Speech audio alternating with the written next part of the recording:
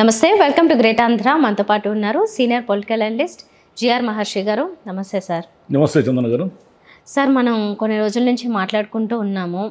అయితే ఎట్టకేళ్ళకి కొన్ని నామినేటెడ్ పోస్టులు అయితే ఇచ్చేశారు చంద్రబాబు నాయుడు గారు. ఇందులో ఎలా ఉందంటే ఈ కూర్పు చూచాయిగా ఒక 3 జనసేనకి ఇచ్చారు, 1 బీజేపీకి ఇచ్చారు, మిగతా 16 అయితే టీడీపీకి కేటాయించారు. కూటమిలో ఉన్నారు కాబట్టి ఎలా ఇస్తారు ఏంటి అని ఒక చర్చ జరుగుతూ ఉండింది. మొత్తానికి ఈ 20లో అయితే అలా సర్దుబాటు చేశారు. ఎలా ఉందంటారు ఈ కూర్పు? కూర్పు బాగానే ఉంది. మామూలుగానే టీడీపీకి సింహభాగం అంటే 16 వాళ్ళు తీసుకొని 1 బీజేపీకి ఏదో ఒకటి ఇవ్వకపోతే మరి ఒకటే ఇచ్చారు. బీజేపీకి 2-3 ఇస్తారు అనుకున్నారు, కానీ జనసేనకు ఒక 3. ఇదంతా బాగానే ఉంది, కానీ అసలు వేయాల్సింది ఇది కాదు కదా. టీటీడీ ఎందుకంటే 100 రోజుల్లో పోస్టులు వేస్తానని అన్నారు, వేశారు. దీంట్లో కీలకమైనవి ఏమున్నాయి? ఒకటి ఏపీ ఐఏసీ, ఒకటి ఆర్టీసీ, ఒకటి శాప్. ఇలా కొంచెం కీలకమైనవి 3-4 ఉన్నా మిగతావన్నీ కూడా పెద్దగా మనకి అంత జనం నోళ్ళలో ఏవి కాదు. సరే, అది పక్కన పెడితే టీటీడీ ఎందుకు వేయలేదు? వివాదం ఉందని అవాయిడ్ చేశారా? టీటీడీ ఎందుకు వేయలేదంటే చంద్రబాబు నాయుడు గారు ఈ లడ్డు ఇష్యూని హైలైట్ చేయడం వల్ల ఆయనకే సెల్ఫ్ గోల్ వేసుకున్నాడు. సెల్ఫ్ గోల్ అంటే ఏమిటంటే టీటీడీ ఇప్పుడు ఆయన ఫిలప్ చెయ్యాలి అంటే 1కి 100 సార్లు ఆలోచించుకోవాలి. ఎందుకు అంటారా? టీటీడీలో మామూలుగా ఎవరికి ఇస్తారు? కొంచెం పేరుగాంచిన వ్యాపారవేత్తలు, రాజకీయంగా వాళ్ళకి ఏదో షెల్టర్ జోన్ అంటే వాళ్ళకి ఏదో పునరావాసం కల్పించడానికి, లేదా బీజేపీ తరఫు నుంచి ఎవరైనా ప్రముఖ వ్యాపారవేత్తలు, పారిశ్రామికవేత్తలు వాళ్ళ పేర్లు ఇస్తేనో, ఇదే కదా టీటీడీ బోర్డులో 10సారి జరిగేది. కొంతమందికి వాళ్ళ పార్టీ వాళ్ళకి, జనసేనకు, బీజేపీకి కొన్ని బోర్డు సభ్యులు ఇలా ఇస్తారు. ఈ వివాదం రాకపోతే చంద్రబాబు నాయుడు గారు ఎవరికి ఇచ్చినా పెద్దగా ఎవరు ప్రశ్నించేవాళ్ళు కదా. ఎందుకంటే ఆయన ప్రభుత్వము, ఆయన ఇష్టం, అంతే కదా. ఇప్పుడు బీఆర్ నాయుడు గారికి ఇస్తాము టీటీడీ చైర్మన్ అని చాలా కాలంగా జరుగుతూ ఉంది. ఏమిటి ఆయన ప్రత్యేకత? మీ TV5 అనే ఛానల్ ద్వారా మిమ్మల్ని, మీ పార్టీని సపోర్ట్ చేస్తే మరి అంత టీటీడీ అనేటువంటి ప్రతిష్టాత్మక సంస్థకి మీరు చైర్మన్గా ఎలా నియమిస్తారు అని ఎవరైనా అడుగుతారు. ఇప్పుడు నేను అడిగేది కాదు, ఎవరైనా అడుగుతారు. ఏమిటి ఆయన ప్రత్యేకత? ఆయన ఏమైనా సనాతన ధర్మానికి ఏమన్నా కట్టుబడి పనిచేశాడా? ఆయనలో ఉన్న ప్రత్యేకత ఏమిటి? ఎందుకు టీటీడీ చైర్మన్ చేశాడని అడుగుతారు. అంటే ప్రతి సభ్యుడికి కూడా చంద్రబాబు గారు నియమించే ప్రతి సభ్యుడి పూర్తి వివరాలు ఇప్పుడు సోషల్ మీడియానో ఇంకొక మీడియానో బయటికి తీసి, నాయన ఆయన మీద గతంలో కేసులు ఉన్నాయి, ఆయన మీద వివాదాలు ఉన్నాయి, ఆయన మీద ఆరోపణలు ఉన్నాయి, మరి నువ్వు ఎలా ఇచ్చావు? మమ్మల్ని అయితే అన్నావు కదా, మీరైతే ఆ వ్యాపారస్తులకు ఇచ్చారు, ఈ సిబిఐ ఆరోపణలు ఉండే వాళ్ళకి ఇచ్చారు, వీళ్ళకి ఇచ్చారు, వాళ్ళకి ఇచ్చారు అన్నారు కదా, మరి నువ్వెట్లు ఇచ్చావయ్యా స్వామి అని అడుగుతారు. అది ఇప్పుడు చంద్రబాబు నాయుడు గారి ముందు అంటే ఆయన పూర్తిగా ఆచితూచి ఏ వివాదము లేని వాళ్ళకైనా ఇవ్వాలి, లేదా ఆయన మీద ఒత్తిడులు అవి ఇవి వస్తే వాటిని భరించి రేపు వచ్చే విమర్శలైనా ఎదుర్కోవాలి. ఆయన మీద ఉన్న 2 ఆప్షన్లు టీటీడీ విషయంలో. ఇక ఇదంటారా, ఆయన ఇష్టం అది. ఇప్పుడు 20 చైర్మన్ పోస్టులు ఇచ్చారు కాబట్టి పార్టీకి పనిచేసిన వాళ్ళు జనసేనకి ఒక 3, ఒక బీజేపీకి ఆయనకి ఒక లంకా దినకర్ అని ఆయనకి ఇచ్చారు. ఆయన కూడా మాజీ టీడీపీ కిందే లెక్క, ఇంతకుముందు టీడీపీకి పనిచేశారు. ఒకసారి మనం అసలు ఆయన ఇచ్చిన పోస్టులు అన్నీ పరిశీలిస్తే వక్ఫ్ బోర్డుకు వచ్చి అబ్దుల్ అజీజ్, షాప్ వచ్చి రవినాయుడు. ఈ రవినాయుడు అయినా చిత్తూరు జిల్లా అయినా లోకేష్కి కొంచెం బాగా క్లోజు. ఈయన చాలా ఏళ్ళుగా అంటే స్టూడెంట్గా ఉన్నప్పటి నుంచి కూడా ఈ రవినాయుడు తెలుగుదేశం పార్టీకి గట్టిగా పనిచేస్తూ ఉన్నాడు. ఇప్పుడు ఇంతకాలానికి ఈయనకి ఒక పదవి వచ్చింది. AP housing board Battula Tatayya Babu, AP Tricor Boragam Srinivasulu, AP maritime board Damacharla Satya, Deepak Reddy అంటే ఈయన అనంతపురం రాయదుర్గం ప్రాంతానికి చెందిన ఆయన. 20 సూత్రాల అమలు కమిటీ లంకా దినకర్ బీజేపీకి ఇచ్చారు. ఇదొకటి. ఈయన కూడా గతంలో టీడీపీకి పనిచేసిన ఆయన.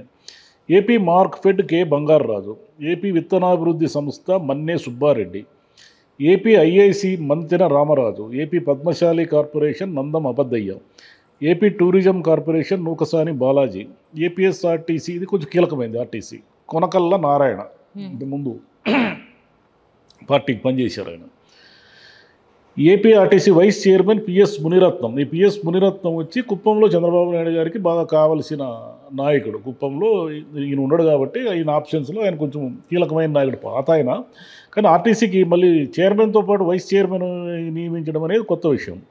AP urban finance Peela Govinda Satyanarayana, leather industries పిల్లి మాణిక్యాలరావు, ఏపీ వినియోగదారుల పరిరక్షణ సమితి పీతల సుజాత, ఇవి గోదావరి జిల్లా. ఏపీ సూక్ష్మ చిన్న మధ్య తరహా enterprises development corporation Tammireddy Shivashankar, ఈయన జనసేన. ఏపీ పౌర సరఫరాల కార్పొరేషన్, ఇది కొంచెం కీలకమైంది, జనసేనకి తోట మెహర్ సీతారాం సుధీర్ అనే ఆయనకి ఇచ్చారు. AP TPC వజ్జా Baburao, AP TIDCO జనసేనకు 3, బీజేపీకి 1, వీళ్ళు 16 తీసుకున్నారు. అదేవిధంగా ఉండి సీట్లో మంతిన రామరాజుకి ఏపీఐఏసీ కొంచెం కీలకమైంది ఇచ్చారు. అంటే ఇంత మునుపు రఘురామ కృష్ణరాజు వచ్చారు కదా అక్కడ, అందుకని ఆయనకి ఇచ్చారు. సరే, ఈ కార్పొరేషన్ చైర్మన్లు ఇవన్నీ ఇంకా చాలా ఉన్నాయి కదా, దేవాలయాలని అవన్నీ, అన్నిట్లోకి కీలకమైంది టీటీడీనే. కాకపోతే చంద్రబాబు నాయుడు గారికి పెద్దగా ప్రెజర్స్ ఏమీ లేకుండా మేజర్ భాగం ఆయనే తీసుకున్నాడు కాబట్టి ఇంకా దీంట్లో పవన్ కళ్యాణ్ బీజేపీ నుంచి ఆయనకి ఈ రేపు పొద్దున జరిగే పదవుల పంపకాల్లో కూడా ఆయన మీద పెద్దగా ప్రెజర్స్ ఏమి ఉండే అవకాశం లేదు. అయితే టీటీడీ మాత్రం ఆయనకి ఒక ములకిరీటం, అంటే దాన్ని ఎలా నియమిస్తారు ఆయనకి సమస్య. ఎందుకంటే జనసేన బీజేపీ అందరూ కూడా ఆయన్ని గట్టిగా ప్రెజర్ చేసే ఏకైక బోర్డు నియామకం టీటీడీ. కాబట్టి ఇప్పుడు అంటే మీడియా అనేది మీకు సపోర్ట్ చేస్తే ఆ మీడియా వాళ్ళకు పదవులు ఇస్తావా అనే ఒక నిందని విమర్శని ఆయన నాయుడు గారికి ఇచ్చి ఎదుర్కొంటారా, లేక నాయుడు గారిని పక్కకు తప్పించి ఇంకేదన్నా పొలిటీషియన్స్కి ఎవరికైనా ఇస్తారా అనేది మనకు తెలియదు. ఎందుకంటే అది ఇంకా డైలమాలోనే ఉంది, అది ఇంకా ప్రశ్నార్థకంగానే ఉంది. కాబట్టి చంద్రబాబు నాయుడు గారు ఇంకా సీనియరు, ఆయనే పార్టీ అంటే కూటమిలో ఆయన మాటే చెల్లుబాటు అవుతుంది కాబట్టి ఇంకా ఆయనకేం పెద్దగా మిగతా కార్పొరేషన్లు వీటి మీద ఏం ఒత్తిడి వచ్చే అవకాశం లేదు. ఈ కార్పొరేషన్లు వీటి వల్ల ఏం పెద్దగా వాళ్ళకేం ఒరిగేది కూడా ఏమీ లేదు. ఎందుకంటే ఏరికి నిధులు లేవు, అక్కడ డబ్బులు లేవు, వాళ్ళు చేసే పని కూడా ఏం పెద్దగా ఏమీ లేదు. అయినా కానీ అంటే నామినేటెడ్ పోస్టుల కోసం బాగానే కొంచెం తొందరపడుతున్నారు. చాలా కాలం నుంచి ఏమీ లేకుండా, అంటే విపక్షంలో ఉన్నారు కూడా కదా, ప్రతిపక్షంలో ఉన్నారు, ఇప్పుడు ఏదో అధికారం వచ్చింది ఇంకా అయినా ఇవ్వకపోతే ఎలాగని ఎదురు చూస్తున్నారు అని వాళ్ళు లోకేష్ బాబుని కొంచెం ఆకట్టుకునే ప్రయత్నం చేస్తున్నారు ఇలాంటి పోస్టుల కోసం అని అంటూ ఉన్నారు.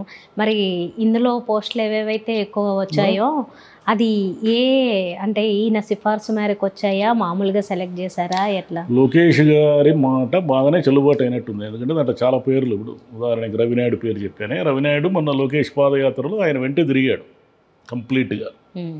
కాబట్టి ఇట్లా రవినాయుడు లాంటి వాళ్ళు చాలామందికి లోకేష్ రికమెండ్ చేసి ఉంటారు ఆయన మాట. ఎందుకంటే రేపు పొద్దున వచ్చే టీం అంతా లోకేష్ టీమే. చంద్రబాబు నాయుడు గారు చాలా వ్యూహాత్మకంగా మెల్లిగా 29 నాటికి లేదా తర్వాత అంత ముందు మెల్లిగా ఆయన రాజకీయాల నుంచి నిష్క్రమించి తప్పుకొని లోకేష్ గారిని భావి ముఖ్యమంత్రి లేదా ఫ్యూచర్ తెలుగుదేశం నాయకుడు అధ్యక్షుడుగా ఆయన్ని చేయబోతున్నారు. ఇది క్లారిటీ. లోకేష్ టీము, లోకేష్కి సంబంధించింది అంతా వస్తుంది ఇక మీదట.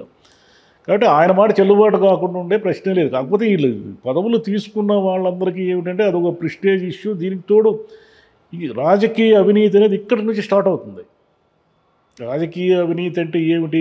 రాజకీయ అసమ్మతి, అసహనము, అవినీతి, ఈ 3 ఇక్కడి నుంచి మొదలవుతాయి. ఎలా మొదలవుతాయి అంటే పదవులు రాని వాళ్ళు వీళ్ళందరికీ అసమ్మతి, అసహనం మొదలవుతుంది. పదవులు వచ్చిన వాళ్ళు ఏం చేస్తారంటే ఈ పదవిలో నుంచి దీన్ని అడ్డం పెట్టుకొని మనం ఎంత సంపాదించవచ్చు, ఏ మేరకు మనం ప్రయోజనాలు పొందవచ్చు అని ఆలోచించే వాళ్ళు ఎక్కువ ఉంటారు. ఊరికి ఎందుకు తీసుకుంటారు పదవి? అదేమన్నా నేమ్ ప్లేట్కి పెట్టుకునేకే, లేదంటే కారుకి ఏదో పెట్టుకుంటారు కదా, బ్లూ బల్బ్ ఏదో, దానికి ఎవరికి అవసరం లేదు. ఇప్పుడు పదవి వల్ల ఏమిటంటే మనకి ఏ మేరకు ప్రయోజనం, మనం ఎంత డబ్బు సంపాదించుకోగలము, ఎంత మేరకు మనము మన పలుకుబడి మనల్ని పవర్ని ఉపయోగించి ప్రయోజనాలు పొందగలము అనేది ఇవన్నీ కూడా చంద్రబాబు నాయుడు గారు కంట్రోల్ చేస్తారా, లేకుంటే లోకేష్ గారికి కంట్రోల్లోనే ఉంటాయా ఇవన్నీ? దీంట్లో జనసేన ఈ బీజేపీ వాళ్ళ పాత్ర ఎంత ఉంటుంది? ముందు వాళ్ళకంటే మేము కూడా కూటమిలో కీలకమైన రోలే కదా, మేము ఇంత చేస్తే మాకేమి ఇచ్చారు? ఏదో ఆ 20 సూత్రాల అమలు కమిటీ అంటే అది ఎవరికి తెలుసు? అది ఏమి సూత్రాలు అమలు చేస్తుందో కూడా తెలియదు. అది వచ్చి బీజేపీకి ఇచ్చారు. అంటే ప్రముఖంగా ఉన్నవి ఏవి పెద్దగా జనసేనకు కూడా ఇవ్వలేదు. జనసేనకి ఏదో ఒకటి ఇచ్చారు, ఏపీ పౌర సరఫరాలో ఒకటి ఇచ్చారు, అది కొంచెం కీలకమైంది. ఇంకా మిగతాటివన్నీ కూడా మేజర్ రోల్ అంతా వీళ్ళే తీసుకున్నారు. ఇంకా ముందు కూడా అదే జరుగుతుంది. దీనికి భిన్నంగా ఏమీ జరగదు. అయితే చూడాలి ఇంకా ముందు చంద్రబాబు నాయుడు గారి వ్యూహాత్మకంగా టీటీడీ బోర్డుతో ఆయన చాకచక్యము, ఆయనకున్న ఇంటెలిజెన్స్ అంతా కూడా మనకు అర్థమైపోతుంది. ఆయన ఎలా వేస్తారు అంటే వాళ్ళ బ్యాక్గ్రౌండర్స్ ఇప్పుడు ఎందుకంటే ఈ వివాదం తర్వాత ఊరుకోరు కదా ఎవరు కూడా, పూర్తిగా వాళ్ళు మొత్తం వాళ్ళ బయోడేటా మొత్తం వీళ్ళకంటే ముందు వాళ్ళే సేకరించేస్తారు. మీడియా ప్రక్షాళన చేసే వాళ్ళు ప్రక్షాళన చేసేవాళ్ళు కావాలా అంటున్నారు కదా మీరంతా. వాళ్ళంతా గబ్బట్టిచ్చినారు 5 ఏళ్ళని. మీరేమాత్రం 5 ఏళ్ళు టీటీడీ బోర్డుని అద్భుతమైన వ్యక్తులతో నింపుతారో చూద్దామని అందరూ ఎదురు చూస్తున్నారు. కాబట్టి అది అసలు సవాల్ ఆయనకి. ఇవన్నీ ఏముంది, ఎవరికి ఇచ్చినా ఏమి పెట్టించుకోరు. Right sir, thank you. Thank you మా.